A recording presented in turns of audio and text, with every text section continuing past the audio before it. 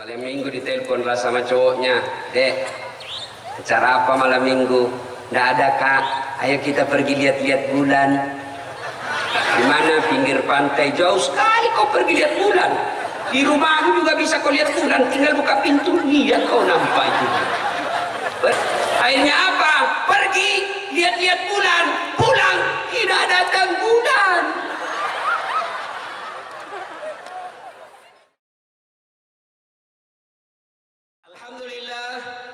Alhamdulillahi rabbil alamin, wa bihi nasta'inu ala umurid dunya waddin. Ashhadu an la ilaha illallah wa ashhadu anna Muhammadan abduhu wa rasuluh. Allahumma salli ala sayyidina Muhammad wa ala alihi wa sahbihi ajma'in. Amma ba'd. Faqad qala Allah subhanahu wa ta'ala fi kitabil karim wa huwa asdaqul qailin. A'udzu billahi minasy syaithanir rajim. Bismillahirrahmanirrahim. Ya ayyuhalladzina amanu taqullaha haqqa tuqatih wa la tamutunna illa wa antum muslimun. Wahai orang-orang yang beriman, bertakwalah kalian kepada Allah dengan sebenar-benarnya takwa, dan janganlah kalian mati kecuali dalam keadaan beragama Islam. Ayat ini Jumat-Jumat dibacakan khatib. Tidak sah khutbah Jumat bila khatib tidak membaca ayat ini, dan rasa-rasanya ayat ini tidak masuk akal. Jangan kamu mati, berarti mati kamu yang ngatur. Jangan kamu mati, berarti mati mau-maumu. Mati itu tidak mau atau mau pasti mati. Orang kaya, orang miskin, raja-raja, rakyat biasa, ustadz, senangnya semua mati. Berarti yang jadi masalah bukan mati, yang jadi masalah illa wa antum muslimun, kecuali dalam keadaan beragama Islam. Berarti ada orang Islam tapi matinya kafir. Siapa mereka? Contoh aja deh, contoh, jangan marah. Contoh sabung ayam. Ada juga di sini. Beleng-beleng. Mau didapat sama polisi, dikejar sama polisi. Jangan lari, masih lari. Polisi tidak bisa kejar. Kenapa? Polisinya besar perutnya.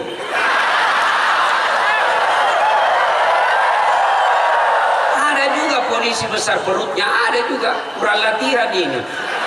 Kalau polisi besar perut nanjak nyambung, kalau ustadz besar perut ya memang jarang olahraga. Jangan lari, masih lari, terpaksa polisi tembak ke langit. Masih lari, tembak 2 kali. Masih lari, tembak 3 kali. Masih lari, terpaksa dilumpuhkan. Tembak kakinya, kakinya ditembak, kepalanya dikena. Saya tanya temanku yang polisi, "Weh bos, bagaimana caranya kakinya ketombak, kenapa kepalanya kena?" Dia bilang, "Soalnya waktu ditembak dia jongkok." Kena kau. Ini polisi Filipina dia, bukan polisi Indonesia. Polisi Indonesia super hebat. Woi, Bu, jangan musuh polisi. Kira-kira ibu enak hidupnya kalau tidak ada polisi di Indonesia?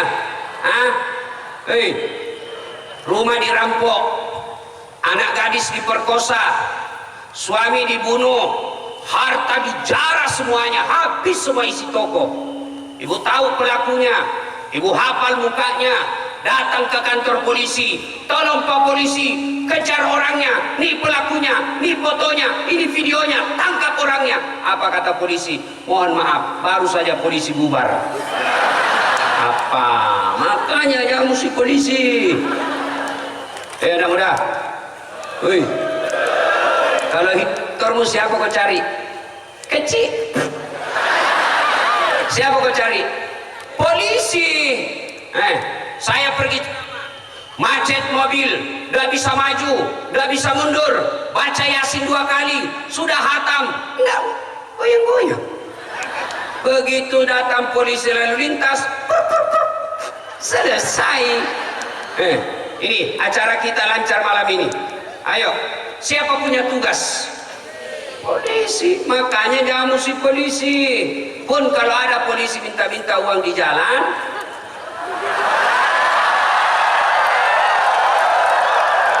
biar anak SMP diminta juga. Kau melanggar, kau tidak lihat di rambu-rambu. Saya lihat Pak. Kenapa kau langgar? Saya tidak lihat Bapak. Kenapa kau tidak lihat saya? Bapak sembunyi di tikungan. Ini polisi film India. Ya, polisi Indonesia bagus, polisi Indonesia ya. Wakala idan. Nah, siapa lagi yang bisa mati dalam keadaan kafir? Siapa? Hubbi aklil haram. Mereka yang suka makan makanan haram. Siapa mereka? Mereka kalau pilkada menerima uang sogok.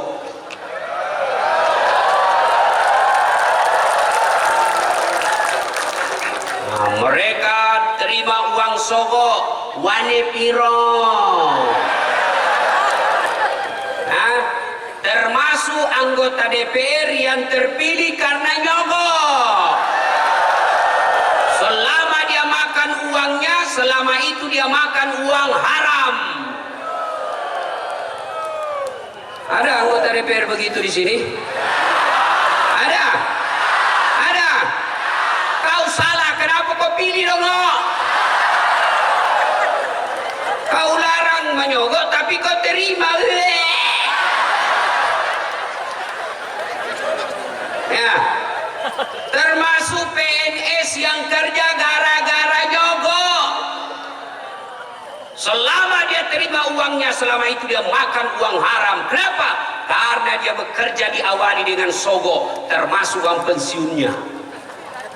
Jangan heran ketika dia masuk pegawai dia nyogok, pensiun tidak pernah berhenti penyakit, keluar masuk rumah sakit. Kenapa? Uang yang membentuk darah dagingnya uang-uang haram.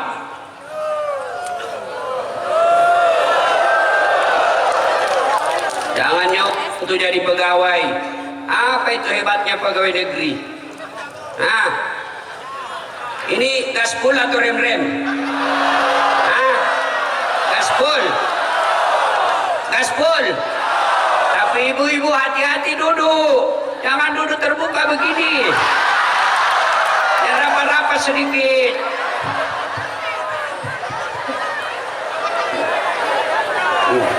Ya, bisa mati. Saudaraku, adik-adik remaja bangsa Aceh nih, ya, kalau kalian mau kerja tidak harus jadi pegawai negeri, apalagi sampai nyogok, apalagi jadi anggota DPR, jadi tentara, polisi karena nyogok. Demi Allah, yang kau kerjakan hanya di dunia, paling lama kau bisa kerja 20-30 tahun, setelah itu kau pensiun masuk tanah, maka sisa hidup-hidupmu akan sengsara selama-lamanya. Dia bilang anak mahasiswaku sekarang, Ustadz susah kalau mau jadi pegawai tidak D3. Kenapa bisa? Dia bilang bisa, orang tidak bisa kalau tidak ada nyogok. Saya jadi pegawai tidak nyogok. Apa hebatnya pegawai negeri? Mana ada pegawai negeri tidak ada utangnya di koperasi? Pegawai negeri itu tanya itu pegawai negeri. Tanggal 1 sampai tanggal 10 makannya apa? Sari laut. Tanggal 11 sampai 20 turun sedikit, sari mie. 21 sampai 30, saridon. Oh, sakit kepala, habis uang, cicilan belum lunas. Kenapa tahu Ustaz? Ya karena saya begitu. Saya pegawai negeri. Ya, Ustaz berapa gajinya? Oh, 7 koma. Hebat. Maksudnya tanggal 7 sudah koma. Wa qalaidan bismillahirrahmanirrahim. Ya ayyuhalladzina amanu dukhulu fis-silmi kaffatan wa la tattabi'u khutuwatis syaitan innahu lakum aduwwum mubin. Wahai orang-orang yang beriman, masuklah engkau ke dalam Islam secara sempurna dan janganlah engkau ikuti langkah-langkah setan, karena sesungguhnya setan itu musuh yang nyata bagi kalian. Musuh kalian bukan polisi, musuh kalian bukan pemerintah, musuh kalian bukan ulama, musuh kalian bukan pejabat, musuh kalian adalah setan, di mana setan itu musuh yang nyata bagi kalian. Kalau kita ibu bapak ketika mendengar undangan ceramah ini, datang di atas sana, bapak baca, setan goda, tidak usah kau datang, tidak usah kau datang, capek, tidak ada kursi, makan tidak ada, tidak usah kau datang, tidak usah datang, capek saja. Nah, itu setan yang menggoda bapak ibu. Tapi alhamdulillah, bapak yang hadir di tempat ini, dari Sabang sampai Merauke, dari belakang sampai ke belakang, barusan saya ceramah 4 penjuru. Wush. Untuk tidak ada di atas, mati saya kalau ada di atas. Masa? Ya. Nah, maka bapak ibu yang datang di sini berhasil mengalahkan setan yang ada di rumah. Tapi apakah setelah bapak ibu datang di sini setan menyerah? Tidak, dia goda lagi kita. Nggak usah kau dengar ceramah, nggak usah dengar ceramah. Pegang HP-mu, pegang HP-mu, pegang HP-mu. Maka orang yang pegang HP itu orang-orang yang kena godaan setan. Orang sudah ceramah masih sibuk.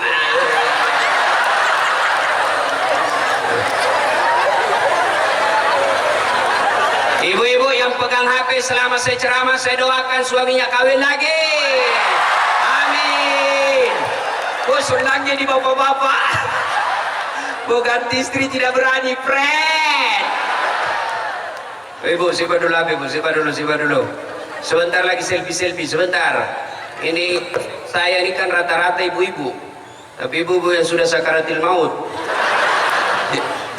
Orang lagi ceramah sibuk juga selfie ya. Nah, siapa lagi yang kena godaan setan di tempat ini? Siapa? Mereka yang datang pengajian dengan pacarnya. Bonceng cewek. Kenapa dekat-dekat sama cewek? Pacaran syar'i, friend. Ada pacaran syar'i.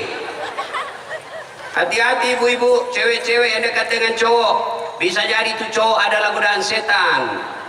Dengar ceramah sambil peluk-peluk. Beleng-beleng. Wa qala idzan bismillahirrahmanirrahim. Innallaha wa malaikatahu yusalluna 'alan nabi. Ya ayyuhalladzina amanu sallu alaihi wa sallimu taslima. Sesungguhnya Allah dan para malaikatnya bersalawat kepada Rasulullah Muhammad sallallahu alaihi wasallam, maka wahai orang-orang yang beriman, bersalawatlah kalian kepada Rasulullah dengan sebaik-baik salawat. Suatu kali Nabi lagi duduk-duduk dengan malaikat Jibril. Tiba-tiba Nabi melihat ada malaikat 1 juta jari-jarinya. Ibu-ibu berapa jari-jarinya, Bu? Berapa? 10. Cacat dong. Kan ada kaki. 20. Ini malaikat 1 juta jari-jarinya. Nabi lalu bertanya kepada Jibril, wahai malaikat Jibril, malaikat apa itu? Banyak betul jari-jarinya. Jibril menjawab, itulah malaikat yang Allah tugaskan mencatat air ketika hujan. Lalu Nabi bertanya kepada malaikat ini, wahai malaikat, kau mampu mencatat air ketika hujan? Ya, ku catat yang jatuh di gunung, ku catat yang jatuh di darat, ku catat yang jatuh di laut, semua aku catat, tak setetes pun yang tidak aku catat ya Muhammad. Lalu malaikat ini berkata, ya Muhammad, ada satu yang tidak bisa aku catat. Kenapa? Jumlahnya lebih banyak daripada air hujan, mengalahkan air ketika hujan, mengalahkan tetesan-tetesan air ketika hujan. Kata Nabi, apa gerangan ya malaikat? Apa itu? Kata malaikat ini, ketika umatmu berkumpul di lapangan pasar Bernun, lalu mereka bersalawat bareng-bareng kepadamu, mau anak-anak sampai dewasa sampai kakek-kakek, mereka bersalawat bareng-bareng kepadamu ya Muhammad, aku tidak bisa mencatat betapa banyak pahala yang Allah turunkan di tempat itu. Maka bapak-bapak, ketika bapak berkumpul seperti ini, perbanyak bersalawat. Bapak tidak bisa memperbanyak amal dengan tahajud, tidak bisa memperbanyak amal dengan duha, tidak bisa memperbanyak amal dengan Senin Kamis, maka perbanyak amal ketika duduk dan tempat seperti ini, banyak-banyak bersalawat. Kenapa? Pahala yang Allah turunkan lebih banyak nilainya daripada air hujan. Maka saya mau ajak bersalawat ini. Bisa? Bisa? Kalau tadi kita dengar lagu yang cak-cak-cak-cak, saya mau ajak kita bersalawat. Bisa? Saya mau dengar ibu-ibu dulu yang merasa jenis kelamin laki-laki, diam. Kita dengar ini ibu-ibu ya, sambil perbaiki duduknya Bu. Ya, ayo salawat bareng-bareng, yuk, yuk. Ikuti saya. Salatullah mullah ala toha salatullah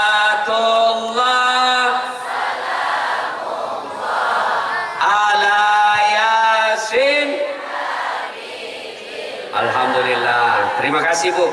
Pak, ini bukan kencang, ini namanya syahdu.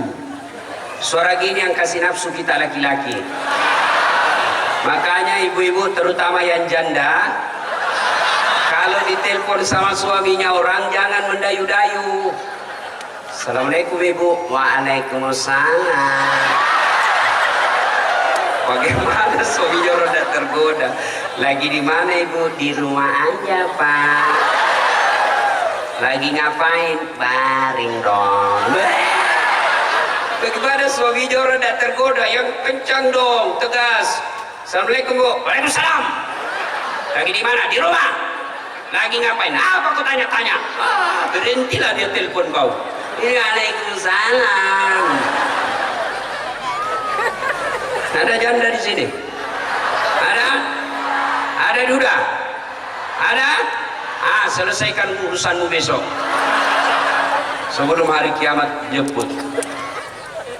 Ibu-ibu diam, kita dengar bapak-bapak. Ayo, saudaraku yang merasa jenis kelamin laki-laki, Allah menyediakan pahala yang sangat besar bagi mereka yang bersalawat. Sambut salawat ini dengan meriah. Ayo, salatullah sana, amullah ala toha lillah, salatullah ala yasin. Mereka yang malu bersalawat tidak akan disaksikan oleh Rasulullah kelak. Ayo jangan malu-malu salawat, bareng-bareng semua, laki, perempuan, anak muda, pejabat, non pejabat, ayo bareng-bareng.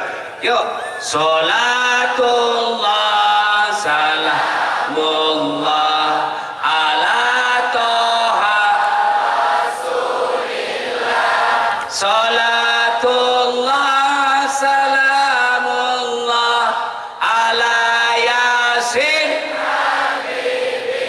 Alhamdulillah. Terima kasih Bapak Ibu saudara-saudara sekalian, teristimewa para pejabat yang hadir di tempat ini, Bapak Kapolres, Bapak Dandim, Bapak Kajati, Wakil Bupati, dan terkhusus yang mengundang saya, Wali Kota Berenun, Bapak Haji Jamal. Ini wali kota yang tidak ada tanda bentannya.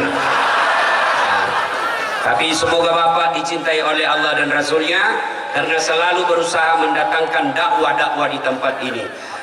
Saya pikir Bapak ini calon bupati, ternyata bukan. Nah baiklah ya. Karena sekarang susah mencari orang ikhlas. Susah mencari orang ikhlas sekarang. Biasa kalau banyak yang suka bantu-bantu masyarakat, orang ujung-ujungnya caleg atau calon bupati. Ternyata Bapak bukan ya. Nggak tahulah besok-besok ya. Senin 12 Rabiul Awal tahun gajah. Saya ulang, Senin 12 Rabiul Awal tahun gajah Rasulullah lahir. Kemudian sama hari Senin, sama tanggalnya 12, sama bulannya Rabiul Awal tahun ke-11 Hijriah, Allah di aras panggil malaikat Jibril. Jibril, kau kesini dulu Jibril. Kau turun ke bumi, panggil 3 malaikat, Israil, Israfil, Mikail. Turun kau, jemput kekasihku Muhammad, cabut nyawanya dengan catatan tanya dulu. Masya Allah. Turun malaikat Jibril bersama 3 malaikat, Israil, Mikail, Israfil. Di langit ke-7 masih berempat, langit ke-6 masih berempat, sampai langit kedua masih berempat.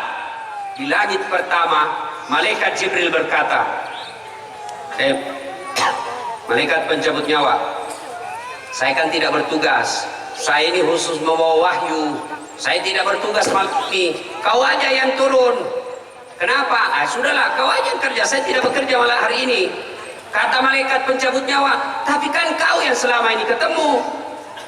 Kau saya tunggu aja kau di sini. Kau turunlah. Turun 3 malaikat. Israfil, Mikhail. Turun. Nabi lagi demam.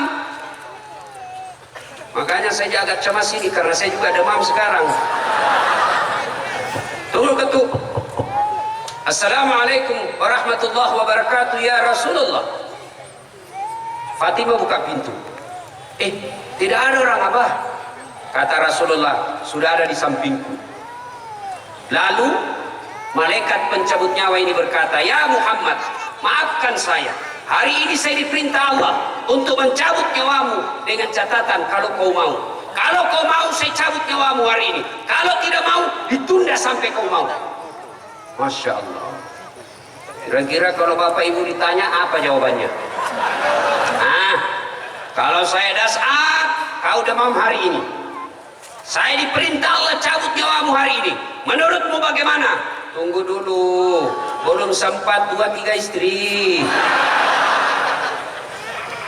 Apa jawaban Nabi? Ya malaikat. Nabi-nabi senior itu setelah melaksanakan tugas, mereka menghadap kepada Allah. Hari ini pun saya sedia, silahkan laksanakan tugasmu. Tapi ada yang aneh ini. Apa? Mana malaikat Jibril? Kok tidak ada malaikat Jibril? Malaikat pencabut nyawa Jibril menunggu di langit pertama. Kata malaikat, kata Nabi, tolong kau panggil dulu. Tolong panggil, ada sesuatu yang saya mau tanyakan. Naiklah malaikat pencabut nyawa. Jibril, dia cari kau temanmu. Saya bilang memang kau ikut, kau banyak bicara juga. Kau turunlah. Turun malaikat Jibril. Malaikat Jibril itu kalau ketemu dengan Nabi langsung muncul di depan Nabi seperti iklan di televisi. Warna biru, ada kan iklan warna biru, seperti itu langsung muncul malaikat Jibril. Lalu bertanyalah Nabi, ya Jibril, kalau hari ini saya harus menghadap kepada Allah, tolong beritahu saya berita gembira. Kata malaikat Jibril, ya Muhammad, seluruh malaikat yang pernah Allah ciptakan sekarang ngantri menunggu kamu. Apalagi Jibril, ya Muhammad, kalau ada dosa dan kesalahan yang pernah kau lakukan, Allah telah mengampuni dosa-dosamu sebelum engkau wafat. Alhamdulillah. Apalagi, ya Muhammad, seluruh nabi dan rasul dari Adam sampai Isa alaihi salam haram masuk surga sebelum engkau lebih dulu masuk ke dalamnya. Alhamdulillah kata Nabi. Tapi Jibril, itu kan saya tidak cemas soal diriku. Yang aku cemaskan umatku yang ada di Berenun, umatku yang ada di Aceh. Saya tidak pikir soal diriku, bagaimana umatku setelah aku tinggalkan. Lalu Jibril berkata, baiklah kalau begitu saya tanya dulu kepada Allah. Naik lagi mereka Jibril turun lalu memberi kabar gembira. Ya Muhammad, saya mendapat berita gembira dari Allah. Apa gerangan Jibril? Allah menyampaikan kepadaku, sampaikan kepada Muhammad, meskipun dia tidak berada di tengah-tengah umatnya, meskipun Muhammad sudah tidak berada di tengah-tengah umatnya, selama mereka berpegang kepada Quran. Saya ulang, kata Jibril, Muhammad kau tidak usah cemas, selama umatmu berpegang kepada Quran Sunnah, selama itu umatmu akan aman sampai di akhirat, meskipun engkau sudah tidak di tengah-tengah mereka. Alhamdulillah. Lalu mundur malaikat Jibril, maju malaikat pencabut nyawa. Kata malaikat pencabut nyawa, Muhammad, maafkan saya harus melaksanakan tugas. Kata Nabi, silahkan. Maju malaikat pencabut nyawa, dicabut rohnya Nabi, perlahan-lahan keluar dari telapak kakinya. Roh Rasulullah keluar meninggalkan betis sampai ke paha, menggigil seluruh tubuh Nabi. Keluar keringat dari pelipis Nabi, keringat biji-biji di dahi Nabi. Lalu Jibril membelakang, dilihat oleh Nabi. Lalu Nabi bertanya, ya Jibril, kenapa kau palingkan wajahmu? Apa kau jijik melihat saya? Wahai Jibril, kenapa kau belakangi saya? Apa kau jijik melihat wajah saya? Kata Jibril, ya Muhammad, demi Allah dan Rasulnya yang menguasai langit dan bumi, saya tidak jijik melihat wajahmu. Saya tidak jijik melihat wajahmu sekarang ini, tapi saya tidak tega melihat engkau menghadapi sakaratul maut. Lalu Nabi bersabda, "Ya Jibril, andai saja Allah tidak sayang kepadaku, maka saya akan rasakan betapa sakitnya sakaratul maut ini." Bapak Ibu, Nabi yang pernah melakukan eksperimen, pertama kali melakukan percobaan sakitnya mati, Nabi Sulaiman alaihi salam. Nabi Sulaiman berkata, Nabi Idris, mohon maaf, Nabi Idris alaihissalam berkata, "Ya Allah, saya mau rasakan bagaimana sakitnya Nabi." Allah perintahkan cabut nyawanya, dicabut nyawanya Idris alaihissalam. Setelah itu beliau kumpulkan sahabat, saudara-saudara sekalian, Anda mau tahu sakitnya sakaratil maut? Ya Rasulullah, sakitnya sakaratil maut 1000 kali kita dikuliti hidup-hidup baru sama sakitnya sakaratil maut. Sudah kurang baterai itu. 1000 kali kita dikuliti hidup-hidup baru sama sakitnya sakaratil maut. Ada yang pernah dikuliti di sini? Ada? Idris alaihissalam pernah rasakan sakaratil maut. Lebih sakit kita dikuliti 1000 kali daripada sakaratil maut. Maka Nabi meneteskan keringat-keringat. Lalu Nabi bersabda, sakitnya sakaratil maut ini, dengar doanya Nabi. Ya Allah, sakitnya sakaratil maut ini jangan kau timpakan kepada umatku, jangan kau berikan kepada umatku sakitnya sakaratil maut ini. Cukup saya saja merasakannya ya Allah, jangan kau berikan kepada umatku. Bayangkan Pak, Nabi minta supaya sakitnya sakaratil maut tidak dikasih kepada kita. Nabi minta, ya Allah, seluruh sakitnya sakaratil maut kumpulkan kepadaku, dan hanya saya saja yang merasakan sakitnya ini. Tapi ketahuilah saudara, satu golongan orang yang paling menderita menghadapi sakaratil maut, manusia yang paling sengsara menghadapi sakaratil maut, anak yang durhaka kepada kedua orang tuanya. Coba kita lihat di tengah-tengah kita Pak. Saya hormat kepada bapak ibu, ibu-ibu yang membawa anaknya masih balita, tega sampai tengah malam begini, rela dilakukan karena antara mau menidurkan anak dengan mau dengar ceramah. Insya Allah bapak ibu yang membawa anaknya dengar ceramah ini, Allah muliakan ibu. Kadangkala saya melihat ibu-ibu malu di tengah orang banyak, dia gendong anaknya mau pulang, mau juga dengar ceramah, tinggal dengar ceramah anaknya menangis, tentu rasa malu Pak. Kita pasti rasa malu ketika orang mendengar ceramah anak kita nangis. Tapi ini ibu tega, dia tanggung rasa malunya untuk apa? Karena ingin dengar ceramah dan mengabaikan karena sayangnya sama anak. Ibu-ibu seperti ini insya Allah dirindukan oleh surga. Maka demi Allah, anak yang durhaka kepada orang tuanya, jangankan masuk surga, baunya surga kau tidak akan dapat. Sayang 1000 sayang anak-anak kita sekarang lebih hormat sama pacarnya daripada ibunya, lebih hormat kepada pacarnya daripada bapaknya. Kalau bapaknya tegur, nak jangan kau keluar malam-malam nak, tidak bagus anak gadis keluar malam-malam. Apa jawab anaknya? Ma, itu kan dulu, sekarang lain, milenial, dongok. Sekali cowoknya, terserah abang aja deh. Cewek, tidak akan berkah hidupmu kalau kau lebih hormat sama cowokmu daripada bapakmu. Kalau bapaknya mau jabat tangan, tidak dicium. Ibu-ibu pernah lihat anak-anak kita jabat tangan? Ibu-ibu sering anaknya jabat tangan sama ibu? Sering? Cium tangan? Enggak, disleding. Cium tangan itu begini. Ini kayak sekali tangan cowoknya beleng-beleng. Gara-gara pacarnya ngodok. Adindaku sayang, kemanapun kau pergi aku akan mengikutimu. Gunung kan kudaki, lautan ku seberangi, masjid kau lewati, pret. Cewek, malam minggu ditelepon lah sama cowoknya, dek, acara apa malam minggu? Nggak ada kak, ayo kita pergi lihat-lihat bulan. Di mana? Pinggir pantai. Jauh sekali kau pergi lihat bulan. Di rumahku juga bisa kau lihat bulan, tinggal buka pintu lihat kau nampak itu. Pergi dia lihat bulan. Sampai di sana tempat rekreasi sewa villa berdua. pergi, tinggal berdua sama cowok cewek satu kamar, hancurlah kau. Itu kalau cowok sama cewek satu kamar, ibarat ikan kau tutup sama kucing. Oh senang kucing, gitu deh itu cowok kalau sudah satu kamar.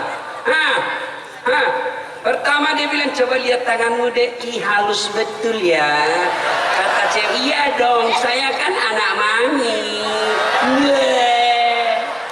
Dongok beleng-beleng. Akhirnya apa?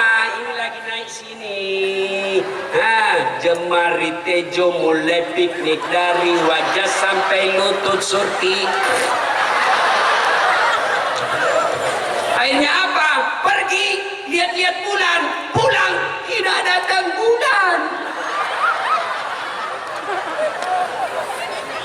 Makanya ini model-model anak kurang ajar sekarang. Demi Allah, ya, demi Allah, biar kalian rajin puasa, cerdas, IP-mu 3,5, kamu ranking di sekolahmu, juara umum kau di kampus, tapi durhaka kepada orang tuamu, demi Allah, baunya surga kau tidak akan dapat. Masa yang anak-anak muda sekarang memang saya heran, ya, tidak menghormati orang tua. Lihat anak-anak yang santun sama orang tuanya. Lihat mereka yang sukses dalam usahanya. Lihat mereka yang sukses dalam studinya. Biasanya resepnya satu, memuliakan orang tua. Maka adik-adik, kalian mau sukses, muliakan orang tua. Ini anak-anak sekolah, hormati orang tuamu. Jangan bicara lebih kasar dari orang tuamu. Dipanggil sama bapak kerasnya minta ampun. Anak-anak sekarang ini kalau bapaknya bonceng malu. Coba lihat anak-anak gadis sekarang. Kalau dibonceng itu saya tahu posisinya. Kalau di kota-kota besar itu, kalau dia dibonceng lalu begini, gayanya biasanya tukang gojek yang bonceng. Kalau dia begini, biasanya pacarnya yang bonceng. Tapi kalau dia begini pegang besi di belakang, itu bapaknya yang bonceng. Itu model anak sekolah. Tapi bagaimana model bapak-bapak yang sudah tua? Apakah ada yang durhaka sama orang tuanya? Ini bapak-bapak yang sudah punya istri, apa ada yang durhaka sama orang tuanya? Banyak. Gimana cara mereka durhaka sama orang tuanya? Mereka lebih takut sama istrinya daripada ibunya. Pernah dengar kisahnya Alqamah? Alqamah rajin sekali beribadah, sahabat Nabi. Ketika sakaratil maut tidak bisa syahadat dengan sempurna. Kenapa? Durhaka sama ibunya karena lebih sayang sama anaknya, sama istrinya daripada ibunya. Lebih takut sama istrinya daripada ibunya. Ada di sini bapak-bapak takut sama istrinya? Ada juga orang Aceh takut sama istrinya. Banyak. Berhenti kau jadi laki-laki. Apa mau takut sama istri? Semua gaji kita dia yang ambil. Dari pagi sampai sore kita kerja, dia yang ambil hasilnya. Kita bawa duit waktu pengantin, kita yang bikin rumah, dibelikan mobil, gaji semua diambil. Lalu kau takut sama istrimu? Berhenti kau jadi laki-laki. Saya serius. Dia ngamuk Ustaz, tidak apa-apa kalau dia ngamuk. Dia pecahkan piring, kalau dia pecahkan piring satu-satu lusin kau pecahkan. Dia pecahkan gelas, pecahkan semuanya. Kenapa? Piring, gelas boleh dibeli, harga diri sebagai suami tidak boleh dinyanyi istri. Takbir. Itulah yang takut sama istrinya. Ayo. Lalu Nabi menjelaskan, ya Allah, sakitnya sakaratil maut ini jangan kau timpakan kepada umatku, cukup saya saja yang menenggungnya. Lalu sampailah tenggorokan Nabi di kerongkongan. Nabi berwasiat, dengar wasiat Nabi di akhir hidup beliau. Perempuan, jaga perempuan kalian. Ini dulu yang pesankan Nabi. Jaga perempuan kalian. Alhamdulillah, perempuan-perempuan di tanah Aceh dari dulu menutup auratnya. Waktu itu belum pakai jilbab namanya. Saya nonton filmnya Cut Nyak Dien, itu sampai berkali-kali saya nonton. Luar biasa perempuan-perempuan Aceh. Saya berdoa yang ada di tempat ini, mereka juga punya nyali dan nasionalisme seperti layaknya Cut Nyak Dien. Wahai perempuan, kalian kata Nabi adalah tiang negara. Hancur wanita, hancur negara. Retak wanita, retak negara. Kokoh wanita, kokoh negara. Maka kalian adalah tiang-tiang negara. Maka tolong pakai jilbab, bukan sekedar tutup aurat. Ada syarat kedua yang harus dipenuhi. Apa itu? Tidak mempertontonkan lekuk-lekuk tubuh. Sekarang banyak perempuan pakai jilbab tapi sempit.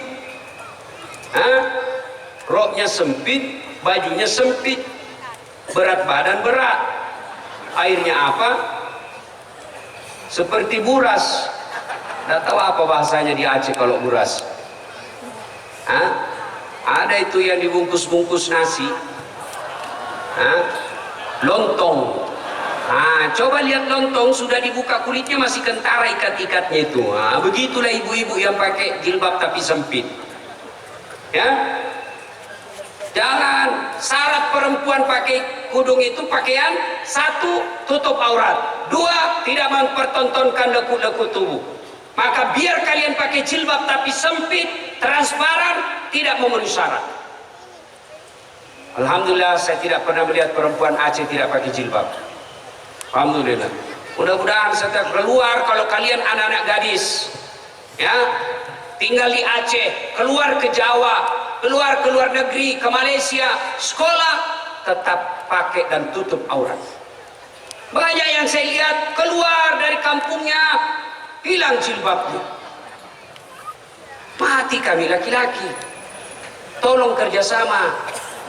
Kami laki-laki jaga mata, tolong cewek jaga akhlak.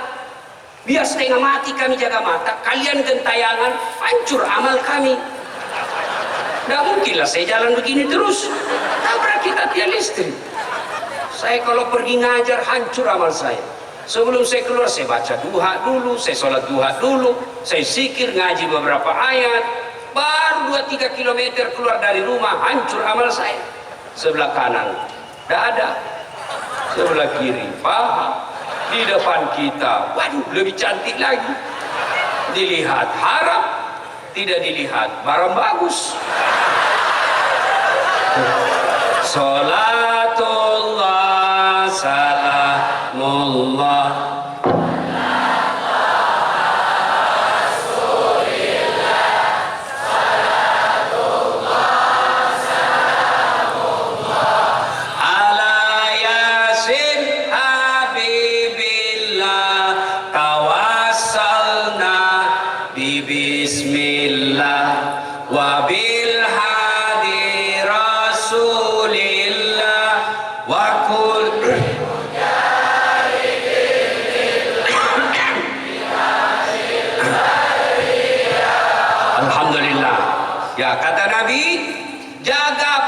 kalian.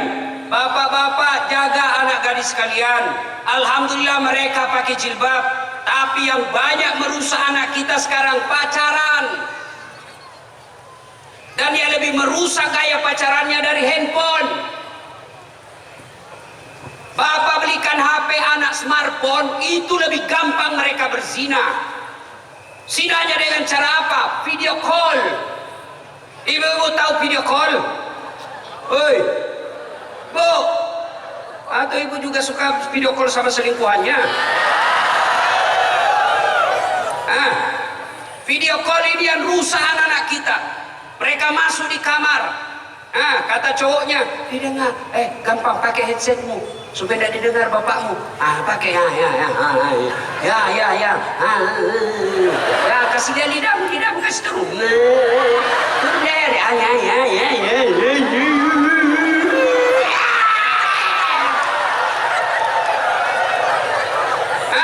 Tiap malam dia begitu, tiap malam video call seperti itu, nge-seks melalui video tiap malam. Akhirnya akhir pekan malam Ahad dia ketemu, maka dia berzinahlah di situ. Demi Allah Bapak Ibu, Biar bapak rajin puasa Senin Kamis, tahajud tiap malam, berjamaah di masjid, tapi anaknya dia biarkan seperti itu. Bapak, ku ampusakum wa ahlikum nar. Ada orang tua dikabarkan oleh Nabi, diperiksa puasanya baik, periksa sholatnya sempurna, periksa sedekahnya cukup, hajinya mabrur. Kata Allah, hei malaikat, persilahkan orang tua itu masuk surga. Masuklah ini Pak Haji. Begitu mau masuk dalam surga dipanggil, ada yang teriak dari dalam neraka, Tuhan tahan itu Pak Haji, tahan itu, tahan. Kenapa? Itu bapak saya. Ada urusan apa? Saya ini masuk neraka gara-gara dia tidak peduli sama saya. Kalau saya masuk neraka, kenapa dia masuk surga? Tidakkah dia bertanggung jawab kepadamu ya Allah? Saya adalah tanggung jawabnya kepadamu ya Allah. Kenapa dia masuk surga? Akhirnya malaikat katakan, Paji, tunggu dulu.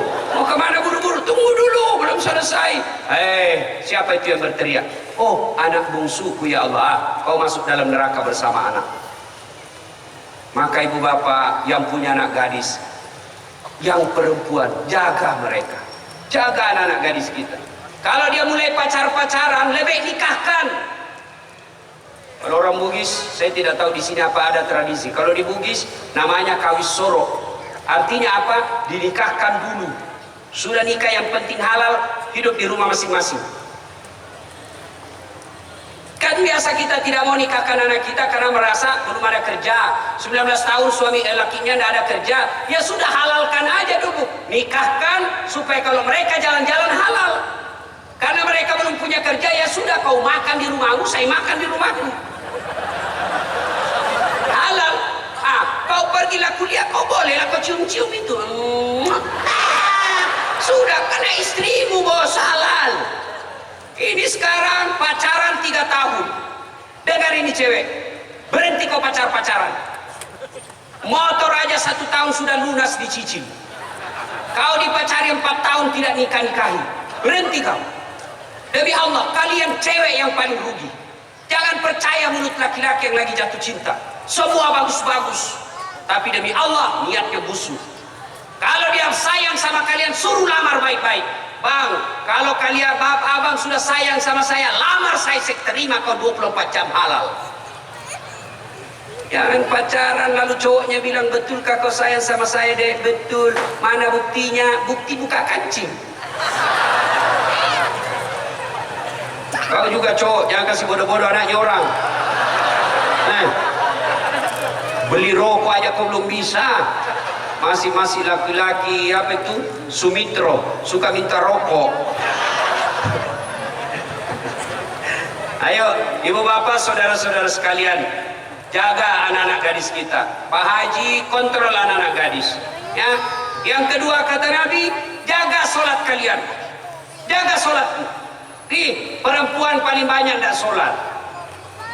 Kapan? Ketika haid.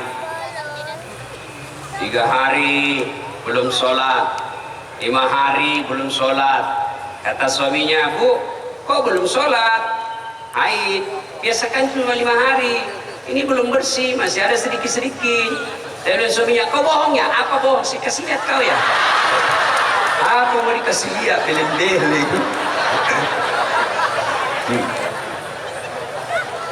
Kapan lagi ibu-ibu banyak tidak sholat?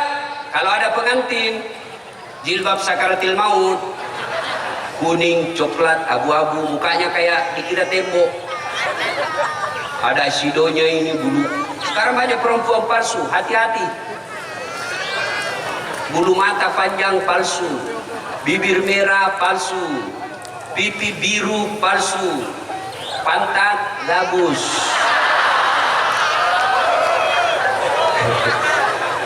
Ya. Setelah itu pakai jilbab 3 lapis, 14 pentulnya, 7 jepitannya. Ada kayak pohon-pohon di belakang. Tiba waktu sholat suaminya, Dek, kau pergi sholat dah. Sudah mau asar kau belum sholat duhur. Apa kata istrinya? Kau sadarlah bang. Saya sadar, saya suruh kau sholat. Kau anda lihat ini jilbabku 1 jam dipakai. Lebih sayang sama jilbabnya daripada sholatnya. Mudah-mudahan tidak ada perempuan Aceh seperti itu. Ya, atau ada juga. Ada? Kapan laki-laki banyak tidak sholat? Nah, biasanya kalau subuh-subuh ada sepak bola. Jam 2 mulai pertunjukan. Seri, perpanjangan waktu. Masih seri, adu penalti. Begitu adu penalti, azan subuh. Apa pilih mana? Hah? Pergi nonton, lewat sholat subuh. Nonton, lewat sholat subuh. Pergi sholat subuh, lewat gol. Hanya apa? Diambil sajadah, sholat depan televisi. Sholat. Bapak Ibu, tidak ada kejayaan bagi mereka yang tidak sholat. Ustaz, kenapa hidupku susah? Saya dagang bangkrut, saya nelayan tenggelam perahu saya bawa motor Gojek, dicuri lagi motor saya, rumah tangga bertengkar selama-lamanya, tiap hari saya bertengkar Ustaz, rumah juga kontrak-kontrak, kok bisa begini hidup saya Ustaz? Salah satu sebabnya Bapak tidak sholat. Kalau ada masalah rumah tangga, tidak usah cari kambing hitam. Bapak bisnis selalu susah, tidak usah cari kambing hitam, lebih baik periksa sholat. Coba, yakin Pak, Bapak banyak masalah, pasti gara-gara Bapak sendiri tidak sholat. Dan celakanya orang tidak sholat, kalau dia miskin, susah hidupnya, ngontrak-ngontrak, tidak sholat, bukan cuma dia yang gitu, sampai anak-anaknya pun susah hidupnya. Coba lihat mereka yang baik sholatnya, selalu jamaah di masjid, insya Allah Allah berikan ketenangan hidup. Kita lihat mereka tidak kaya, tapi cukup dalam kehidupannya. Banyak orang banyak duitnya tapi tidak sholat, tapi kreditnya lebih banyak daripada hartanya. Banyak orang tidak punya, banyak orang banyak duit tapi tidak sholat, betul banyak duitnya tapi anaknya kurang ngajar. Istrinya selingkuh, suaminya membalas. Banyak duitnya tapi tidak ada yang bisa dia makan. Banyak kan orang kita lihat itu duitnya miliaran, dilarang makan nasi. Apa enaknya duit 2 miliar dilarang makan nasi, dilarang makan garam, dilarang makan gula, dilarang makan tahu, dilarang makan daging, dilarang makan ikan. Apa aja bisa dia makan? Ubi jalar. Duitnya 2 miliar cuma ubi jalar bisa dia makan. Apa enaknya? Nah, itu kalau Bapak Ibu tidak sholat, maka pelihara sholat. Saya sudah sholat Ustaz. Betul Bapak sholat tapi main-main. Kenapa main-main? Allah.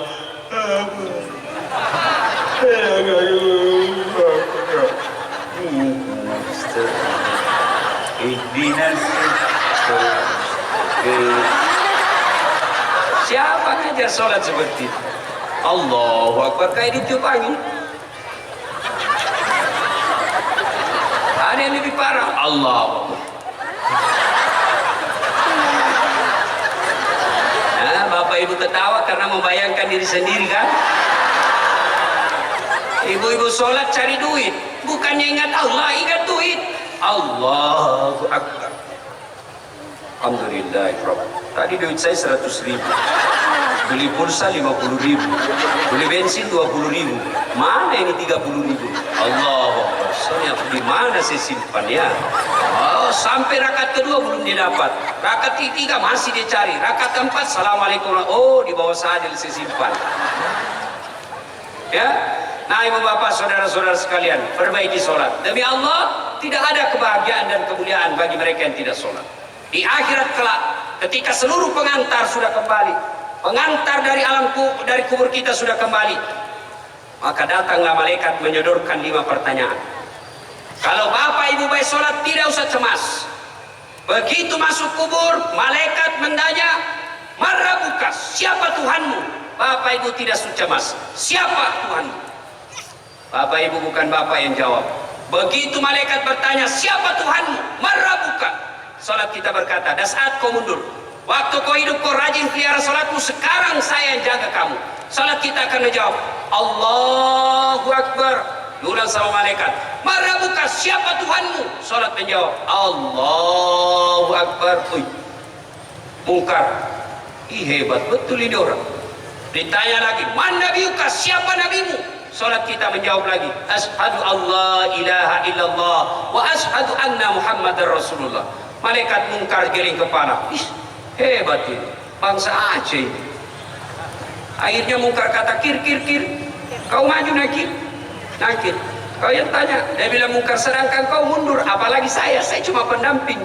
Mungkar Nakir tidak melanjutkan pertanyaan 345. Dia naik melapor ke Rasulullah. Ya Allah, ada hambamu mati. Saya tanya, marah buka? Dia jawab, Allahu Akbar. Allah menjawab, bukan dia yang jawab, tapi malaikat, tapi solatnya yang jawab. Karena dia baik solatnya, maka tidurkan dia menunggu hari kiamat seperti tidurnya pengantin baru. Masih ingat waktu pengantin baru, Pak? Nyaman kan? Waktu pengantin baru apa kita bilang? Kenapa lama? Cepat betul pagi. Itu kalau beres solatnya.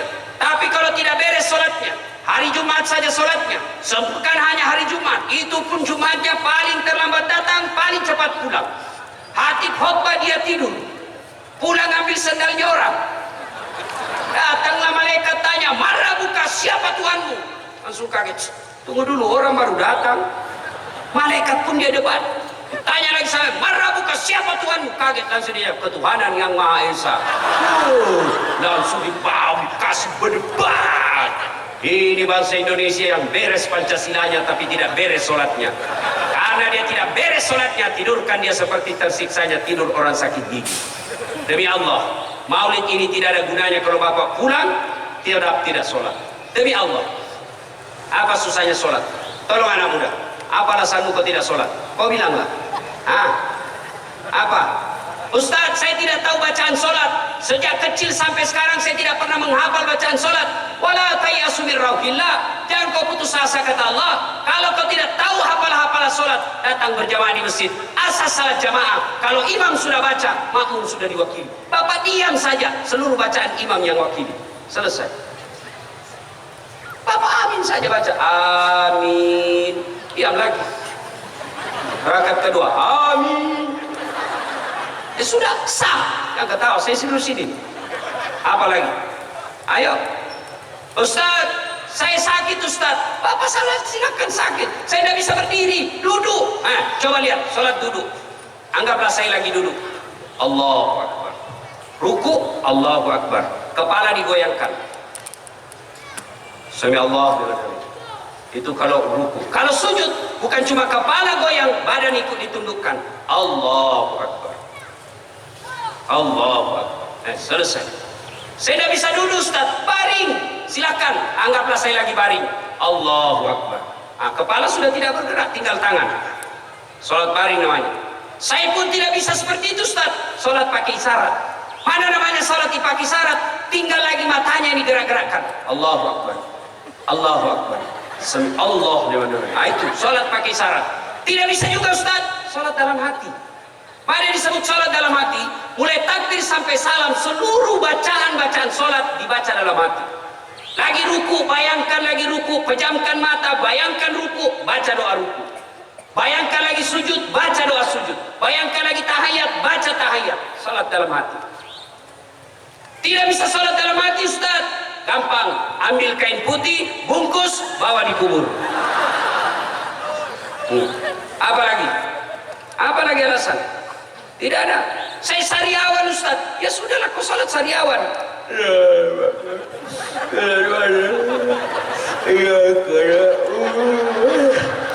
Allah tahu ibu lagi sakit gigi. Ustaz, saya nelayan Ustaz. Saya di tengah laut Ustaz. Baju saya kotor. Bapak, Allah tahu Bapak lagi di tengah laut, tak mungkin pulang lagi ganti baju. Pakai baju yang kita pakai. Saya tidak tahu kiblat Ustaz. Cari matahari. Di sana matahari terbenam. Hadap ke sana. Sudah. Tiba-tiba lagi sholat di perahu, goyang perahu. Tidak usah kok goyang-goyang juga begini. Apa lagi? Tidak ada alasan. Boleh tidak sholat. Satu, belum balik. Ibu-ibu belum pernah haid, boleh tidak sholat. Bapak-bapak belum pernah mimpi basah, boleh. Adik-adik yang suka, aku sudah balik. Ada yang tanya saya, Ustaz, bagaimana hukumnya mimpi basah di siang hari anak muda? Sah tidak puasanya? Sah. Ya, dengan catatan begitu kalian bangun langsung pergi mandi. Ya, kalau mimpi basah siang hari, kalau mimpi. Kalau kau kreatif sendiri, batal. Makanya kau menikah cepat. Ibu bapak, saudara-saudara sekalian, jaga sholat kalian. Yang ketiga, kata Nabi, ummati, ummati, ummati. Umatku, umatku, umatku. Begitu cintanya Nabi kepada kita. Akhir hidup beliau tidak sebut Khadijah istri beliau, tidak. Beliau tidak sebut Fatimah anak beliau, tidak. Beliau tidak sebut cucu beliau Hasan Hussein. Siapa yang disebut Nabi? Ummati, ummati, ummati. Umatku, umatku. Karena cintanya. Nah, sekarang bagaimana kita kalau kita cinta kepada Nabi? Maka pertama, begitu cinta kepada Nabi, satu, amalkan sunnah-sunnah. Sunnah apa yang paling dianjurkan oleh Nabi? Sholat berjamaah. Alhamdulillah di Banda Aceh ini, di mana-mana saya lihat masjid ramai kalau subuh. Luar biasa. Penuh masjid Pak kalau jamaah. Apalagi kalau subuh. Penuh. Sampai di luar. Tidak ada di dalam. Dalam masjid orang tua yang sudah buka sakaratil maut, lomba batuk. Itu orang tua aja kalau subuh-subuh. Tidak ada, semua subuh bau minyak angin, bau minyak toang. Tidak ada anak muda dalam masjid. Datanglah sholat jamaah. Kenapa orang malas sholat jamaah di masjid? Kata Nabi, satu, karena dia tidak tahu pahalanya. Tahu pahala berjamaah, adik-adik. Kalau adik ke masjid itu ada menara.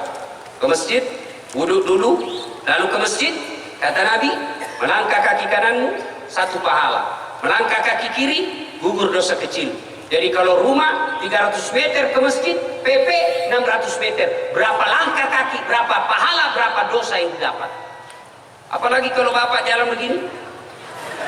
Wih, lama sampai, banyak sekali pahalanya. Ustaz, bagaimana kalau di mobil? Alhamdulillah, 4 rodanya dikali 4. Ayo. Apalagi pahala orang datang berjamaah ke masjid. Seluruh materi yang kita lewati, pagar, tembok, dinding, aspal akan jadi saksi. Dia akan berkata, ya Allah, jangan masukkan dia neraka, masukkan dia surga. Saya saksinya. Tanggal 9 Februari dia datang berjamaah sholat. Itulah sebabnya Nabi menganjurkan ketika ke masjid lain jalannya, ketika pulang lain pula jalannya. Dan yang ketiga, keutamaan berjamaah. Kalau hujan, basah baju atau gerimis, basah bajunya, baju yang basah itu akan melindungi kita dari sentuhan api neraka. Dan juga salah paham, mentah-mentah sudah dengar begini, dia tunggu hujan keras. Begitu hujan keras baru dia lewat. Oh, ini beleng-beleng. Apalagi keutamaan berjamaah, ini yang paling sering kita dengar, lipat 27 kali. Artinya apa? 1 kali sholat jamaah di masjid, 27 kali sholat di rumah baru sama pahalanya. Apalagi sholat berjamaah di masjid, keutamaannya di masjid ada disebut doa bersama. Barangkali kita mau berdoa tapi tidak tahu caranya. Barangkali kita mau berdoa tapi banyak dosa. Tapi di masjid dia mimpin doa, alim ulama soleh, ada anak yatim piatu, fakir miskin teraniaya, imamnya mimpin doa, anak-anak yatim di belakang mengucapkan amin, maka semua doa dalam masjid dikabulkan Allah. Ayo datang berjamaah di masjid. Apalagi keutamaan berjamaah di masjid. Di masjid insya Allah lebih khusyuk. Beda kalau di rumah banyak gangguan. Kita lagi sholat, anak mutar lagu. Kita lagi sholat, tiba-tiba kucing lewat dan ikan tidak ditutup, pasti stres. Habis ikan. Terpaksa dia baca Qul a'udzu birabbinas malikin nas ilahin nas. Nah, itu bukan sholat, mengusir kucing. Yang berikutnya, kenapa orang malas ke masjid? Karena dia tidak lihat pahalanya. Coba kalau wakil bupati umumkan di sini, siapa yang datang berjamaah di masjid, maka diberikan pulsa 200.000, beras 50 kilo.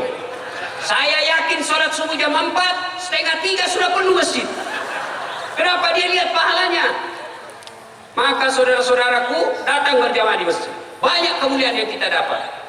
Penyebab yang ketiga orang malas ke masjid, manajemen masjid tidak bagus. Saya tidak tahu kalau di Banda Aceh. Sekarang banyak masjid senang, saldo kas 100 juta. Bangga panitianya kalau saldo kasnya 100 juta. Salah. Jangan simpan duitnya orang. Kalau simpan uangnya orang di masjid, maka demi Allah kalian bertanggung jawab kenapa amalnya orang tidak jalan. Yang 100 juta jadikan keran air, jadikan AC, jadikan kipas, jadikan makanan pagi kau buka bersama ketika Senin dan Kamis. Jangan simpan di saldo. Ketika saldo disimpan, maka jalan amalnya orang terhambat. Namanya amal jariah kalau dia jadi tegel, amal jariah kalau dia menjadi dinding, amal jariah kalau dia menjadi lampu. Tapi kalau dia hanya jadi saldo, tidak ada amal yang didapat. Maka kalian yang bertanggung jawab, yang pegang duit-duit masjid, hati-hati. Ini saldo kah 100 juta, kita mau kencing gak ada airnya. Masih baik kalau kencing Pak, masih bisa kita kasihkan, selesai. Masih bisa kita pakai kipas angin, ada peti. Anak muda, jangan kasih lihat ibu-ibu.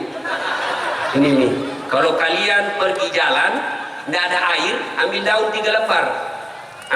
Daun 3 lembar. Gimana caranya? Begini, jangan kasih lihat ibu-ibu. Gini cara bersihkannya, gosok ke bawah, 1. Ambil lagi daun kedua, gosok ke atas. Ambil lagi daun ketiga, gosok lagi ke bawah. Jangan begini bos, sama kotor kalau masih begini. Tapi hati-hati, sebelum kau pakai itu daun, periksa baik-baik. Siapa tahu ada ulat gatal lah. Jangan ketawa ibu, hidung laki-laki. Ya. Kalau kencing masjid Pak, masih aman kalau tidak dapat air. Tapi kalau yang kuning, saya pernah buru-buru pergi ceramah, mencret. Saya bilang sama sopir, kasih singgah saya dulu. Singgahlah saya. Selesai. Udah ada air. Bannya juga udah ada. Terpaksa kita keluar begini. Nah, kan repot. Siapa yang tanggung dosanya? Pengurus masjid. Ya, yang kedua, orang malas ke masjid, manajemen masjid tidak bagus. Ada masjid saya bikin di kampung saya, nyaman, betul-betul kecil, ber-AC, depannya ada kolam, ada ikannya banyak, sampai 10.000. Nyaman. Imamnya penghafal Quran, yang bersihkan kita gaji layaknya pegawai negeri. Orang penuh datang ke masjid. Kenapa? Mereka nyaman. Sound sistemnya baik, penceramahnya profesional. Orang datang ke masjid, kenapa merasa nyaman di masjid? Ini tidak, karpetnya sudah 7 kali lebaran, tidak pernah diganti. Begitu kita sujud, tai cicak didapat. Ada pula pasir, baunya tidak jelas, lebih bau daripada bau ketek.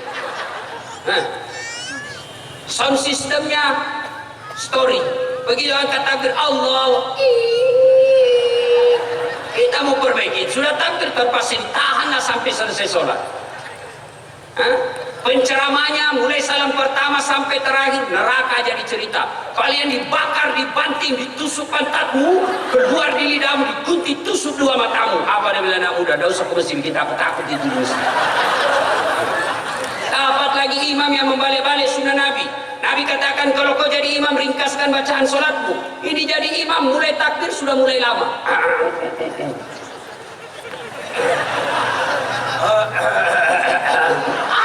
Kalau tinggal angkat habis selesai.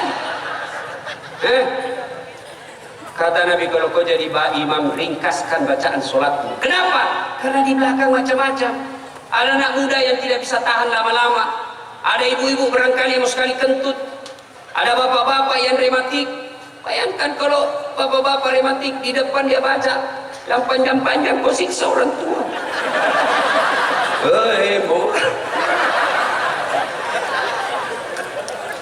Barangkali ada Satpol PP pakai sepatu baru, dia lupa simpan baik-baik. Hilang sudah sepatu saya.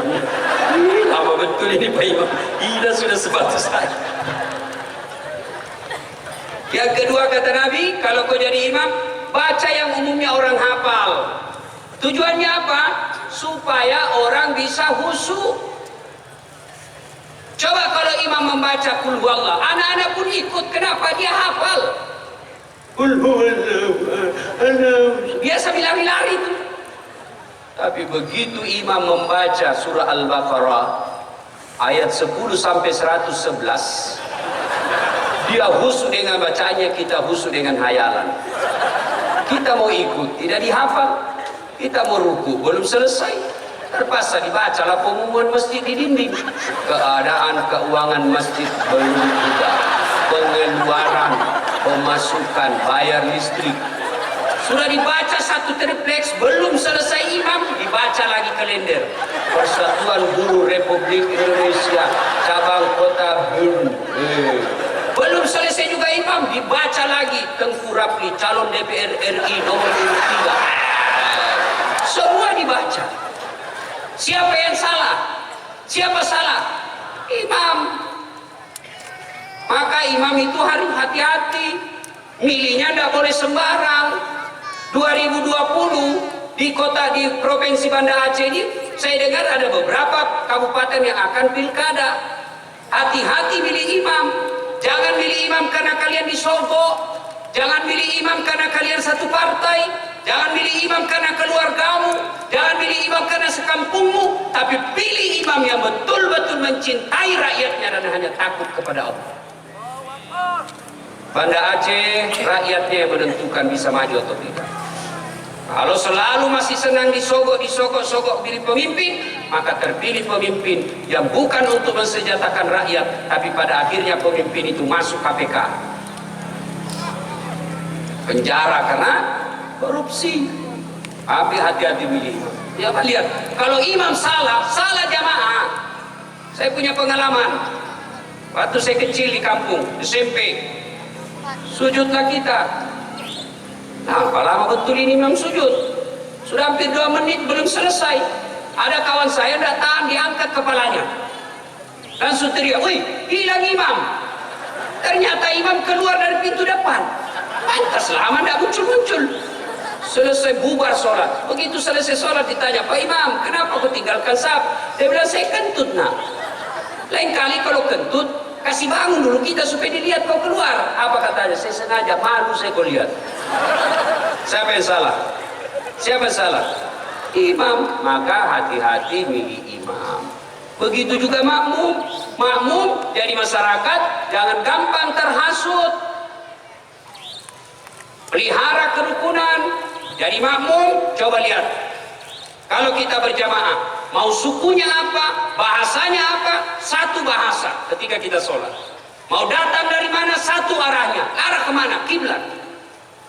Orang masjid tidak bisa yang dari kanan menghadap ke kanan, yang dari kiri pintu masjid menghadap ke kiri, yang dari belakang masjid menghadap ke kiri. Akhirnya apa? Ketika ruku kan tabrakan. Allahu Akbar, pantatmu belakang.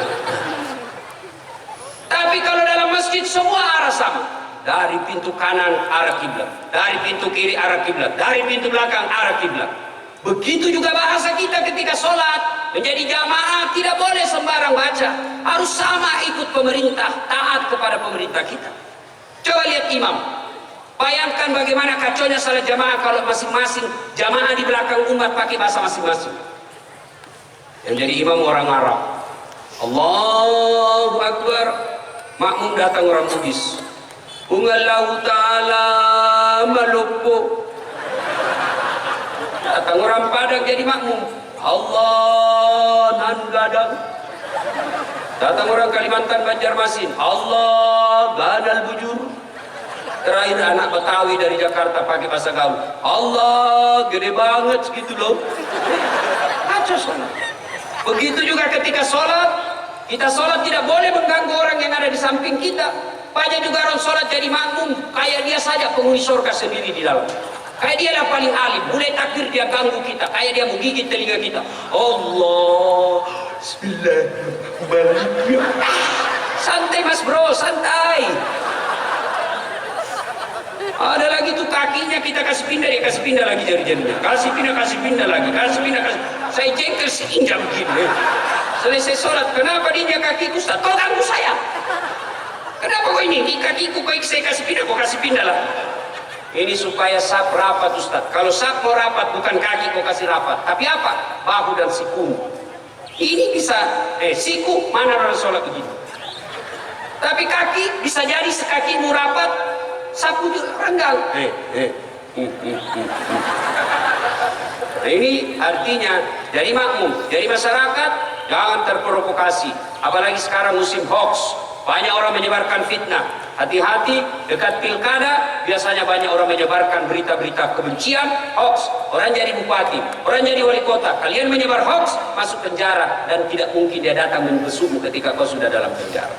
Ibu bapak saudara-saudara sekalian, karena waktu yang sangat terbatas dan saya pun kurang sehat badan, ini saja tausiah kita. Mudah-mudahan ada manfaat. Sebelum saya akhiri, terima kasih Bapak Ibu sekalian. Saya sangka ini tidak ada orang datang yang mendengar ceramah saya, karena saya orang Bugis. Ternyata orang Aceh senang juga. Tapi ternyata saya diberitahu sama panitia, tahun lalu saja Ustadz subuh masih ramai jamaah di sini. Alhamdulillah. Hati-hati di jalan, jangan pulang bersama bukan muhrim, karena setan akan menggodamu sepanjang jalan. Terima kasih atas kehadiran Bapak Ibu sekalian. Halo, kalau masih mau dengar ceramah saya, silakan nonton Tabligh Akbar Dami Indonesia Putih Tuan setiap hari Sabtu atau Ahad pukul 12.30 sampai selesai.